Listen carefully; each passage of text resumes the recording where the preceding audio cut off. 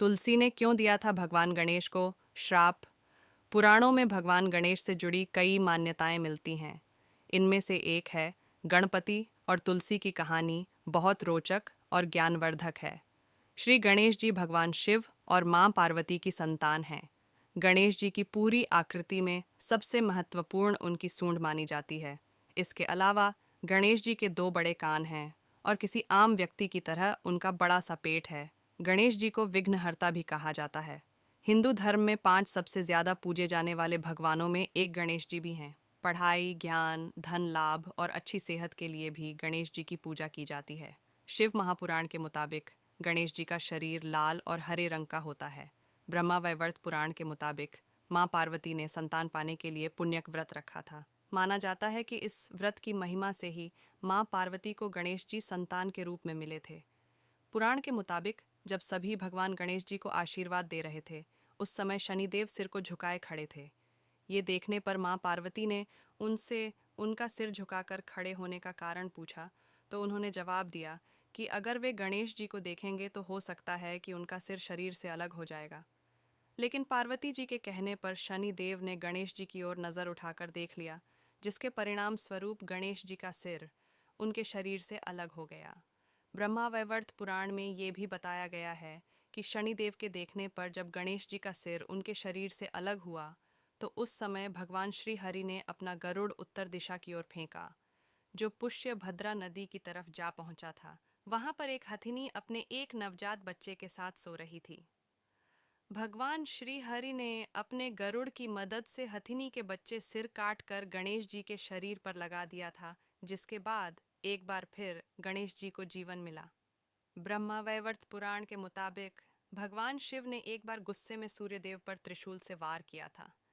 भगवान शिव की इस बात से सूर्यदेव के पिता बेहद क्रोधित हो गए और उन्होंने भगवान शिव को श्राप दिया कि जिस तरह भगवान शिव ने उनके पुत्र के शरीर को नुकसान पहुंचाया है, ठीक उसी प्रकार एक दिन भगवान शिव के पुत्र यानी गणेश जी का शरीर भी कटेगा। एक ये भी पौराणिक कथा है कि एक दिन तुलसी देवी गंगा घाट के किनारे से गुजर रही थीं। उस समय गणेश जी वहां पर ध्यान कर रहे थे। गणेश जी को देखते ही तुलसी देवी उनकी ओर आकर्षित हो गईं और गणेश जी को विवाह का प्रस्ताव दे दिया। लेकिन गणेश जी ने इस प्रस्ताव से मना कर दिया था। गणेश जी से न सुनने पर तुलसी देवी बेहद क्रोधित हो गईं, जिसके बाद तुलसी देवी ने गणेश जी को श्राप दिया कि उनके 2 विवाह होंगे। इस पर गणेश जी ने भी तुलसी को शाप दे दिया कि उनका विवाह एक असुर से होगा। ये शाप सुनते ही तुलसी गणेश भगवान से माफी मांगने लगी। तब गणपति ने कहा कि तुम्हारा विवाह शंखचूर्ण राक्षस से होगा, लेकिन इसके बाद तुम पौधे का रूप धारण कर लोगी। गणेश भगवान ने कहा कि तुलसी कलयुग में जीवन और मोक्ष देने वाली होगी, लेकिन मेरी पूजा में तुम्हारा प्रयोग नहीं होगा। इसलिए गणेश भगवान को तुलसी चढ़ाना शुभ नहीं माना जाता है। शिव महापुराण के अनुसार गणेश जी की 2 पत्नियां थीं, रिद्धि और सिद्धि, और उनके 2 पुत्र शुभ और लाभ हैं। ब्रह्मा वैवर्त पुराण के मुताबिक एक दिन परशुराम भगवान शिव से मिलने के लिए कैलाश मंदिर गए थे। उस समय भगवान शिव ध्यान कर रहे थे, जिस कारण गणेश जी ने परशुराम को अपने पिता यानी भगवान शिव से मिलने से रोक दिया। इस बात से परशुराम बेहद क्रोधित हो गए और उन्होंने गणेश जी पर हमला कर दिया। हमले के लिए परशुराम ने जो हथियार इस्तेमाल किया था, वे उन्हें खुद भगवान शिव ने ही दिया था। गणेश जी नहीं चाहते थे कि परशुराम द्वारा उन पर किया गया हमला बेकार जाए, क्योंकि हमला करने के लिए हथियार खुद उनके पिता ने ही परशुराम को दिया था। उस हमले के दौरान उनका एक दांत टूट गया था, तभी से उन्हें एक दंत के नाम से पहचाने जाने लगा।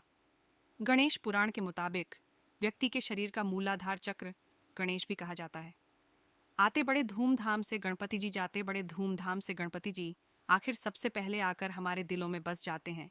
गणपति जी जय गणेश जय गणपति, गणपति जी का बीज मंत्र घम है। इस अक्षर के मंत्र का जप करने से सभी कामनाओं की पूर्ति होती है।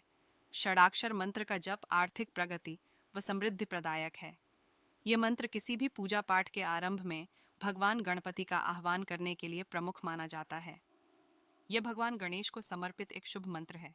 चूंकि भगवान गणेश जी को सफलता का दैवीय दाता माना जाता है, इसलिए उनका पूजन फलदायी होता है। 1. मंत्र यूएम गम गणपतये नमः। 2. मंत्र यूएम श्री विघ्नेश्वराय नमः। 3. मंत्र यूएम श्री गणेशाय नमः। 4.